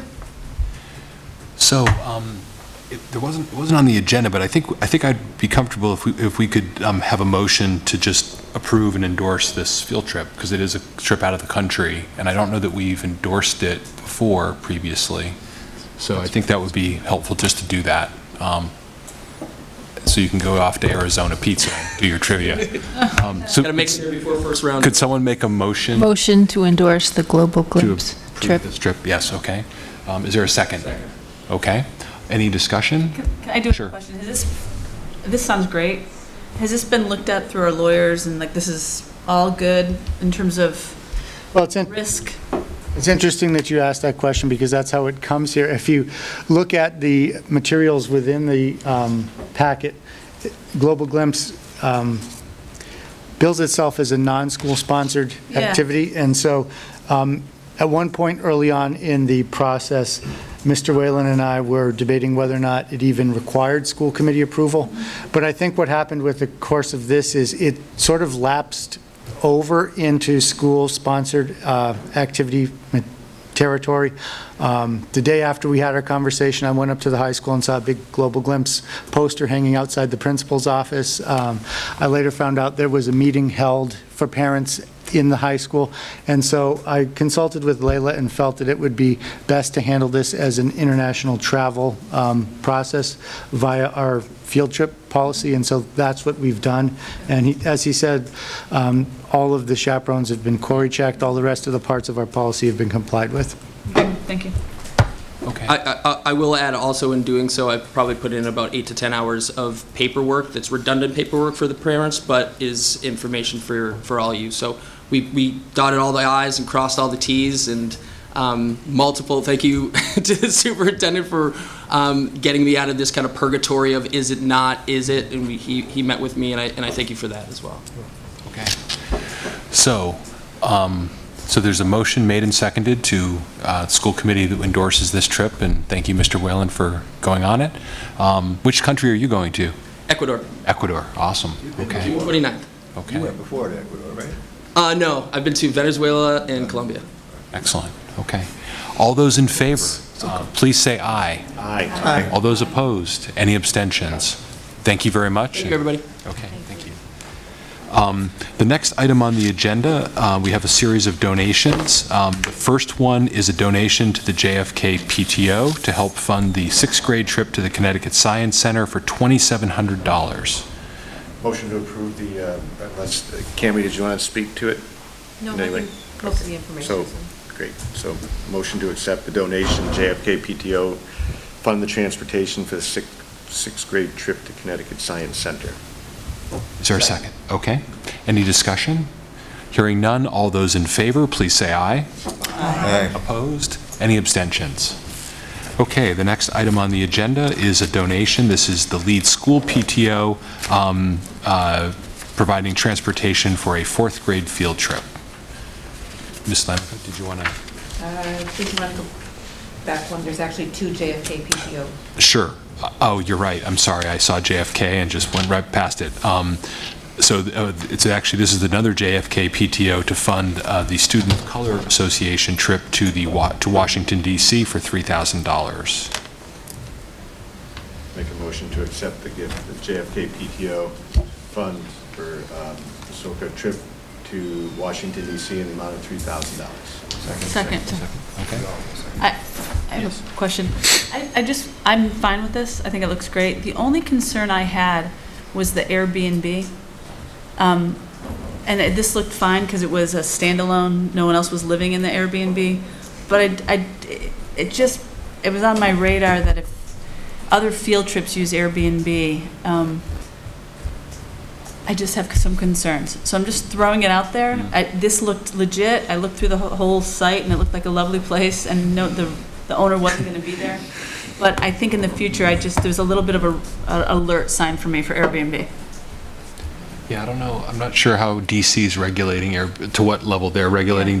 A lot of major metropolitan areas now have their own like local regulations. So I don't know about DC, but I know we're working on it in Massachusetts. So, but a good point. So it looked great, but that was the only thing for the future I think we need to just be aware of. Yeah. So there was a motion made. Was there a second? Yes. Okay. Any other discussion on this one? All those in favor, please say aye. Aye. Opposed? Any abstentions? Okay, now we'll get to the lead school PTO donation. This is transportation for a fourth grade field trip, $1,122.46. I don't know where the field trip is to. Maybe Ms. Lamica can tell us, but maybe not. So I'm just looking on the form here. That's for the field trip and the consent agenda. Oh, okay. So it's the Science Center trip. Doesn't say. No, it can't for be. the hybrid. Yeah, it's also the Science Center. Science Center. Thank you. Okay, great. Another Science Center trip. Okay, so is there a motion? Yeah, make a motion to accept the lead school PTO in the amount of $1,122.46 for transportation for the fourth grade field trip. Is there a second? Second. Okay. Any discussion on this one? All in favor, please say aye. Aye. All opposed? Any abstentions? Okay, so that gift, along with the others, is gratefully accepted by the school committee. The next item on the agenda is a report from our Rules and Policy Subcommittee, and we have several first reading and some second reading on various policies, and I'll turn it over to the chair of the committee. Thank you. There is some confusion on this. Everything's going to be a first reading with the exception of the graduation requirements policy, IKF. So the first policy we'll be discussing, it's a first reading. It's policy GBEBD. It's a new policy. It's referring to online fundraising and solicitations or crowdfunding. We received an advisory opinion from the Ethics Commission, and the MASC also recommended that we have a policy surrounding online fundraising and solicitations. I think that there are a few things that we tried to address in this, some of it being protection of student privacy to make sure that no students' images are used in setting up the fundraising, and that there's an understanding about what happens with campaigns that don't reach their goal, and that the money needs to be returned, and who the property belongs to after the fundraising is done. So this tries to address all of the issues that were brought to our attention by the advisory statement. I don't know if anyone had questions or... Makes sense. And I know one of the issues we had in the past was people would start campaigns on our behalf without actually our authorization. So does that get addressed in here? Yes, it does. So it has the principal of each school approving fundraising activities within their building, and then the superintendent's approving fundraising for the district as a whole, and that when employees are soliciting technology or software, that they need to have approval of the of the chief information officer or designee prior to that, so that we kind of have an idea of what technology is coming in and out of the school. And at the national level, this was actually an issue at the conference, at the National School Boards Association conference, because there were very well-meaning campaigns started that actually didn't comply. Also, they were either in violation of FERPA or in violation of the Individuals with Disability Education Act, because they were asking for things that by law, federal law, had to be provided by the district. And so, yeah, it was really just trying to address all the potential concerns. Okay. So that is a first reading, and we'll Are be... there any other questions about this on first reading? Okay, okay. Okay, so you'll see that next month for a vote. And then next up, this is a second reading. It is policy IKF, graduation requirements. I am a little sheepish to admit that I couldn't read my own handwriting, so I went back and watched the video to see all of the objections that were raised last time we looked at this policy. So I hope that I've addressed them all. You should all have received in your packets the requirements that I think address everything that was brought up at our last meeting. So I'm just going to read through them, and then if you have any questions. So in order to graduate from Northampton High School, a student must have earned 28 total credits. Course requirements are the following: 4 sequential English classes for 4 credits, 3 history courses, 3 credits, 3 mathematics courses, 3 credits, 3 science courses, 3 credits, 2 additional courses from the following subject areas: math, science, social studies, English or world language, 2 credits, 1 visual or performing arts course, 1 credit as designated in the program of studies to be effective for the class of 2022 and subsequent classes, 4 learning experiences to be taken in grades 9 through 12. These must include Wellness 1, for which 1 credit will be awarded. And then with the explanation of the history requirements for the class of 2020 through 2022, 3 sequential history courses, 3 credits, which must be World History 1, World History 2 or the Honors AP European equivalent, U.S. History 2 or the AP equivalent, and then for the class of 2023 and subsequent classes, 3 sequential history courses, 3 credits, which must be U.S. History 1, U.S. History 2 or the AP equivalent, World History or the Honors AP equivalent, and that students must have passing scores in MCAS tests as required by the Massachusetts State Department of Education. Students must have been enrolled in an approved public or independent school for at least 4 years after the completion of 8th grade, with the final year at Northampton High School. So this is not the policy that the subcommittee passed. This is incorporating the changes that we made. I'm not sure how it's easiest to proceed. If I say I'd like to make a motion to approve policy IKF as amended with these revisions? With all of these revisions I just read. Okay. Did you have a question, Dr. Provost? Yes, I do believe one thing got dropped in the translation. It was the last bullet point. I think it should say for health-related learning experiences. So I'll offer that as an amendment to the amended, to change the last bullet point to for health-related learning experiences. Is there a second? Second. All those in favor of accepting that amendment, please say aye. Aye. Opposed? Any abstentions? Okay. So back to the main motion. Any other questions about these? Ms. I do have a question. Okay. I'm going to go to the history again, where I get... for the class of 2022, we had a discussion about the world history, the AP European is equivalent, okay? And we had a discussion about U.S. history, there's an AP U.S. history. However, for the next grouping, the AP equivalent, there's no AP World offered at the high school, Principal Lombardi said. So are we saying it's the European for the world there? Or are we just going to ill-define it and just say AP equivalent and someone will, whatever, that's what we're doing? Great, that's good then. It was kind of leaving it open. Good. That's so. Mr. Kaufman.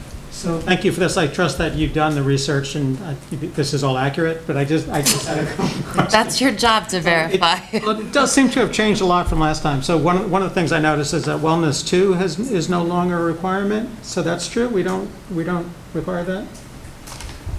That is correct. Yeah, just to be clear, I did, so not only did I go back and listen, then I did send the proposals. We spoke with Dr.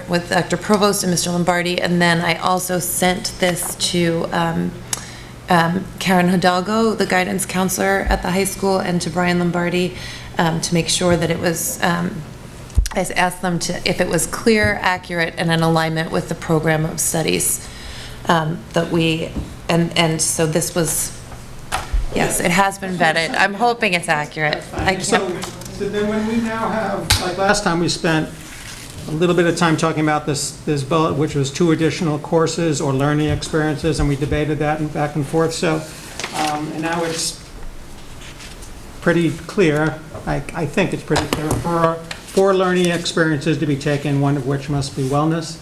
So can you summarize, how did that change all of a sudden from, did we have a misunderstanding previously that it had to be only certain courses and just 2? This seems like a big change from what was in the previous one. Previous one said 2 additional courses or learning experiences, et cetera. So that language in the prior version of the policy goes back to the time that we were aligning with the state requirements in PE. And so all of the courses that were listed under that bullet are courses that are covered in the frameworks for health education. The actual practice has been that no students are taking that in order to satisfy their health requirement. What they're actually doing is taking Wellness 1 and then taking 3 additional learning experiences in grade 10, 11, and 12. So this more actively reflects what people are doing. Is this That's what right. we want? It's what we want. Okay. So what does 4 learning experiences mean then? Is that can you summarize again what that means, and does it need to be in here? So one of them is Wellness 1. Other types of wellness experiences that students have done have been hiking on Mount Tom, going to Berkshire East. They've been basically movement activities that introduce students to leisure activities they may do after they graduate from high school. So it's been a while. I think this might have been different when my kids were in high school. So how do students know what a learning experience is? Is this in the student handbook? How do they? I don't think that learning experience is defined anywhere in the handbook. I know that the PE department is in charge of organizing the experiences for the different classes. And so then they say, okay, this is the day that sophomores are going to Mount Tom or whatever. Wow, this is really different. Ms. Voss, did you have a similar question? I'm going to just help with this a little and maybe make a suggestion for making it more clear. Thank you. I think it did capture our conversation, and yet maybe we can continue to add a little bit. I would wonder if this bullet might just say Wellness 1 and then parentheses 1 credit, because that is in line with everything else. And then perhaps another bullet, although I realize they're related to some extent, that said 3 health-related learning experiences, and maybe provide as organized annually for sophomores, juniors, and seniors. Because I do think when you look at this, it's very much not clear what a health-related learning experience is, if you say that's your graduation requirement. And it doesn't seem like it would take a lot. Alternatively, you could say Wellness 1 credit if you want to keep it all together, plus 3 health-related learning experiences, and put the asterisk there, just like you have for history, and put the asterisk down there and describe it down below what it is. I just have a question. And just speaking from my own experience, when a student is going through the high school experience and moving from first year to fourth year, senior graduation, they're part of an experience that involves not just themselves, but the school counseling. And so there's probably an opportunity to do an audit from time to time to make sure they're on track for graduation. And so I'm wondering, like, even though we're trying to wordsmith this a little bit, are there helping mechanisms in place that are guiding students along the way to make sure that they're in fact meeting the requirement and understanding what it means? Yes, that is one of the main functions of the guidance department. Right. So I guess my point is, yeah, I understand we're trying to get to maybe a better understanding. If I was reading this and I felt like I was responsible for doing it all myself, then it seems a little bit more uncomfortable. But if I'm meeting with my school counselor and I'm doing an audit from time to time, I'm having these discussions and I'm talking about it, I'm hoping that, through the phys ed department and my school counselor, that I'm being guided in that area to make sure that I'm meeting those requirements and being told about those opportunities. I don't know.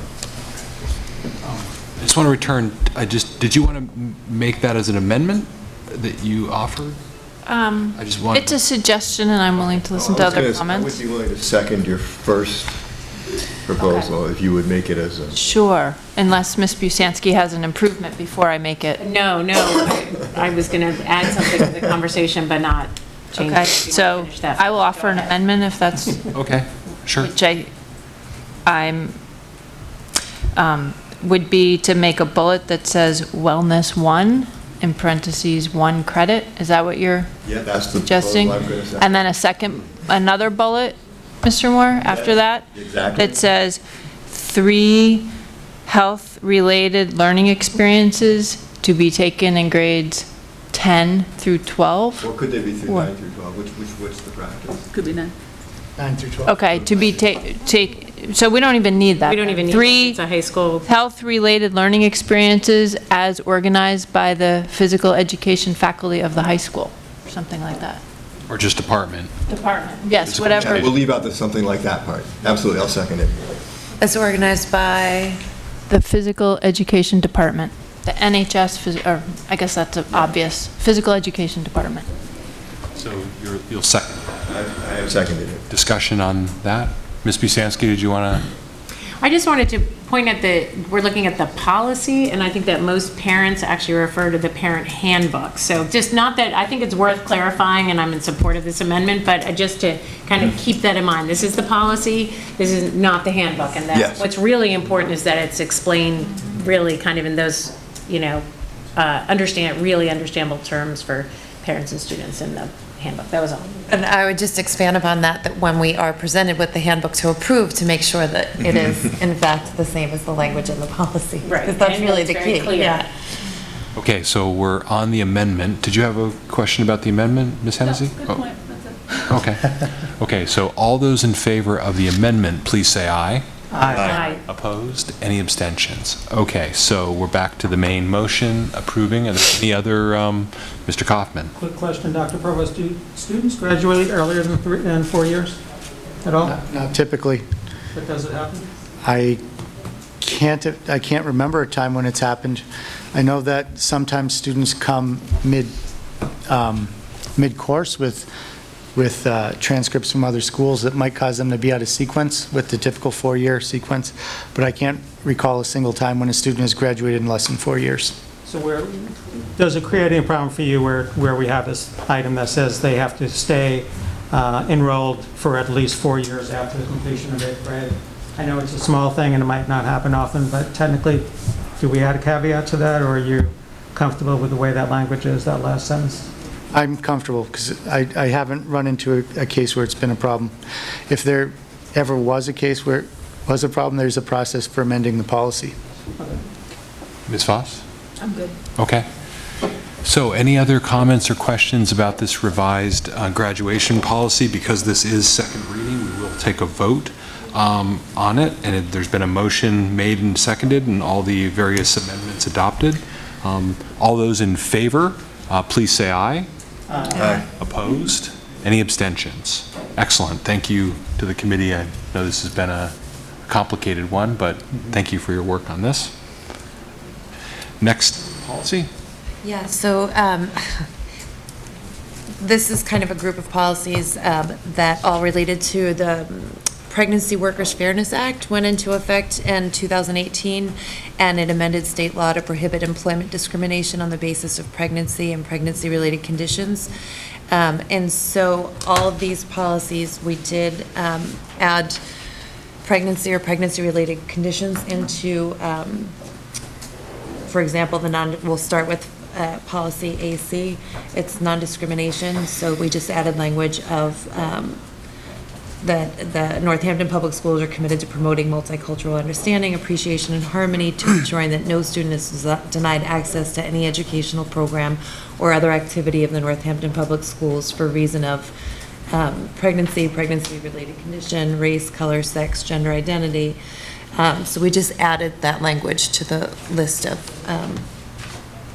all of the other non-discrimination clauses. And then while we were looking at the policy, did change a bit of the language, but it's mostly wordsmithing. We tried to, as well as we could, make sure that all of these policies were aligned. We ended up just alphabetizing, so that we didn't want to show that we had preference for one thing over another. So I think we went through and made sure that these were all aligned and that they all included the new language. I don't know if you want me to go through all of them individually. It's policy AC, non-discrimination. Then policy GBA, equal employment opportunity, where we added that same list. And pregnancy, pregnancy-related conditions. Policy GCF, which is staff hiring. I think the biggest change there, besides adding that, was to add in language in the second to last paragraph about how it was the policy of the school committee. Sorry, it was just really distracting. It's the policy of the school committee that employees will submit both a Commonwealth of Massachusetts background check of criminal offender records information, and that they will also be subject to the national fingerprint-based criminal background check. We added in cross-references, updated legal references, and then finally, I think policy JFBB, school choice, the only change that we made were to cross-reference it with the other policies and add in pregnancy, pregnancy-related conditions, and align the rest of the language in the same way. Do you want to make that as a motion? Well, so it's all first reading. Okay. It said second reading, but we didn't end up getting to it on one of our longer meeting nights. And Okay. so we postponed it. So this is actually just the first reading. Okay. Are there any questions about these on first reading? Okay. Hearing none, do we want to move on to the next set of policies? JFAB and JFAB? So, yeah, this is the first reading as well. Under the Every Student Succeeds Act, federal law requires school districts to make accommodations for both children of active duty military families and for children placed in foster care. Both the Federal Department of Education and the Massachusetts Department of Elementary and Secondary Ed issued guidance in these areas. And the MASC outlined new policies. So JFABE is educational opportunities for military children. We've adopted it largely as prescribed by the Massachusetts Association of School Committees. We only changed, I think, one sentence from what was recommended initially.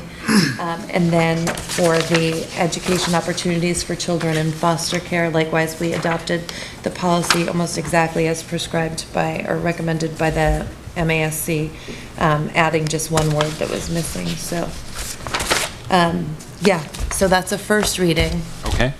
And I don't know if anyone had questions, but we did run this also by Mr. Lombardi and by Jennifer Towler, thank you. And they both gave their blessing, so. Okay. Any questions about these on first reading? Mr. Kaufman? Just really curious, in the past, when you gave us these, Laura, you would like identify the changes, you would put in white out or yellow. Did you change that for a particular reason? Oh.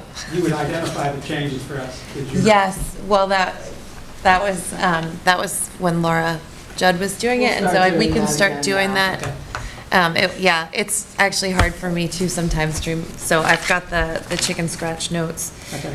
But yeah, that's something we can certainly do. But for these policies, for the new policies, obviously, there aren't any changes when we're adopting them almost entirely from the MASC. Right. I mean, when you say, when you say except for one sentence, I'm immediately going to that sentence to see if I can help. Got it. I mean, we should be reading the whole thing. I totally get it. And it was a little easier, but I understand. So Okay. if you can help Yeah, with we'll that. start with highlighting and crossing out and making sure it's clear what the changes are. Sure, thank you. Any other questions on these on first reading? Okay, thank you very much. So I believe, is there any other items for your report? No, that's all, thanks. Okay. So now we'll move to the Business Administrator's Report and the Personnel Report from Ms. Lamica.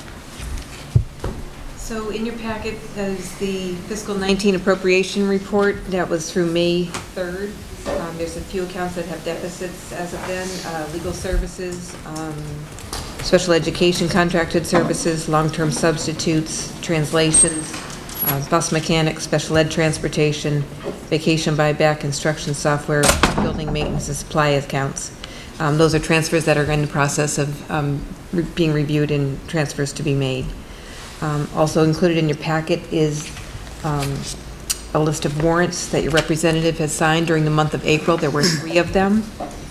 And we've also accepted 5 gifts from PTO. There were 3 from the Bridge Street PTO totaling $950, and Ryan Road PTO $500, which was in addition to the PTO donations they accepted earlier this evening. And the personnel report, we have new hires. We have 2 ESPs. We have 4 bus drivers, 1 cafeteria assistant, and we have 1 clerical transfer during the month of April. One of the other items I wanted to include in the business report, because we're also getting some requests, I wanted to update the committee, is our school lunch debt balance currently is running $19,680, which is an increase of about $1,900 over where we ended last June 30th, so it is up slightly. We've had a couple phone calls in the last couple days of people who wanted to donate some funds and were inquiring about the balance. I wanted to make sure the committee had that information so it wasn't out in the public without the committee knowing about it. We are keeping an eye on it. We're sending out letters on a monthly basis. We've sent out letters previously trying to collect funds and make payments arrangements, and sometimes we've succeeded and sometimes they go unanswered. So we continue to keep working on that balance and trying to qualify whatever families are eligible for free and reduced whenever we can during the course of the year. So that's where we stand right now, and I will contact the people that have reached out to us about making some donations and going through that process. Thank you. And you've given us the personnel reports. Correct. Okay, excellent. Now we have the superintendent's report. Thank you. Administrators setting out on a job search customarily begin by asking me for a letter of recommendation. Mr. Kanata did not seek out his new position. Holyoke quite literally sought him out twice. Since he never started a job search, I never had the opportunity to write him a letter of recommendation. So I'd like to take this opportunity to share some of my thoughts about Mr. Kanata and about the search for his replacement. Sal spends more time at recess than any other principal I've ever known. He's not out there just to monitor and to supervise, although that's a part of it. He's out there to play. He has a childlike instinct for play and also even for mischief.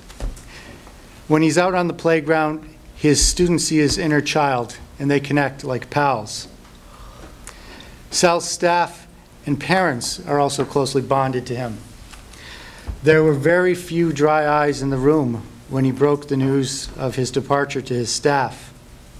And people have had a variety of responses as the news has sunk in. Some are clearing their calendars to begin work on the screening committee. Others have stepped forward to facilitate the public forums or provide school tours that we'll be scheduling for our finalists.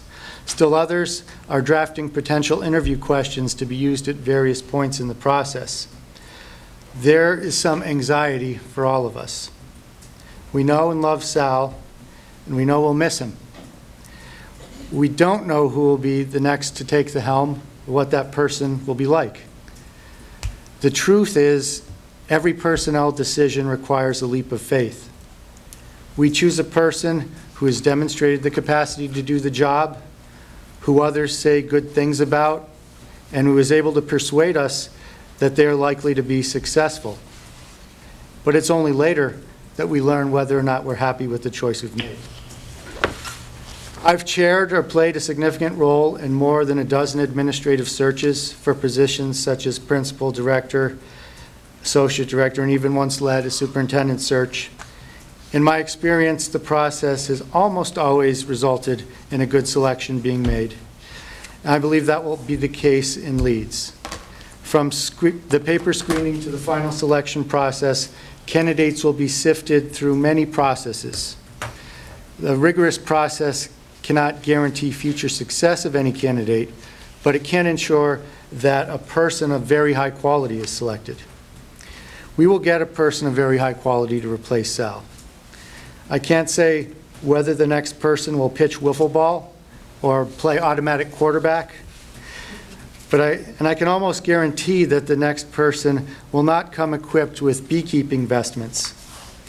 But the next principal will be someone who can uphold our core district values and extend the tremendous gains that Leeds has made under Sal's leadership. That's my report. Thank you, Dr. Provost. So, the next item on the agenda, I will just announce while we're in public session, I'll actually just make the normal announcements about our future business and meeting dates. We do have a Rules and Policy Subcommittee meeting scheduled in the Superintendent's office at 3:30 p.m. on May 13, 2019, which I now see is canceled, so disregard that. Negotiating Subcommittee, JFK Community Room, 4:15 p.m., May 14th, 2019. I hope that's a Scrivener's error. It says 2109. School committee meeting, JFK Community Room, 6:45 p.m., May 23rd, 2019. And school committee meeting, JFK Community Room, 6:45 p.m., June 13th, 2019. Finally, we have a request for an executive session. And I would ask the Vice Chair if he would make that motion for an executive session. Motion for the executive session, request for an executive session under Massachusetts General Open Meeting, Chapter 38, Section 21A3, to discuss strategy with respect to collective bargaining with the Northampton Association of School Committees, whereas an open session would have a detrimental effect and further details would compromise the reason for going into executive session in Chapter 38, Section 21A2, to conduct strategy sessions in preparation for negotiations with non-union personnel, or to conduct collective bargaining sessions or contract negotiations with non-union personnel. I just want to make sure that that's not a Scrivener's error. It looks like it's, it got doubled twice. Okay. So I think we have to, I just would like to amend that motion. I believe it should say to conduct strategy sessions in preparation for negotiation with non-union personnel, and to conduct collective bargaining sessions with the Northampton Association of School Employees, is I believe what that should say. I think you could actually just cut it off after non-union personnel. At the end. Okay. Okay.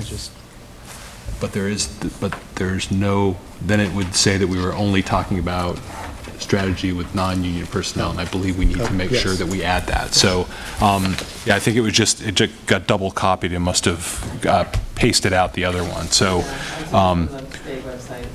okay, so I'll actually just restate the motion again. It's the request for an executive session under Mass General Law, Open Meeting, Chapter 38, Section 21A3, to discuss strategy with respect to collective bargaining with the here it is, Northampton Association of School Employees. We already got that in the first part. Okay, so we just need to get rid of that duplicative one at the second one. So, okay, got it. I was just concerned that we got to the end, and so I guess it's not a problem to recite it twice.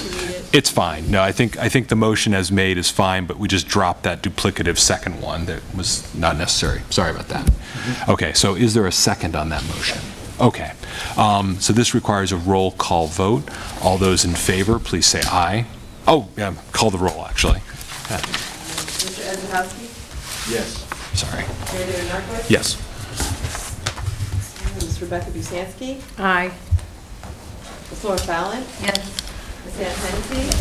Mr. Lonnie Clausen? Yes. Mr. Donnie Meyer? Mr. Howard Moore? Yes. Ms. Susan Claus? Yes. Motion carries. Okay, so I do need to announce to the public that we now will move into an executive session because to conduct these discussions in public would be detrimental to the school committee's bargaining position. And I would also just let the public know that we will adjourn directly from executive session. We will not return to open session. Thank you very much.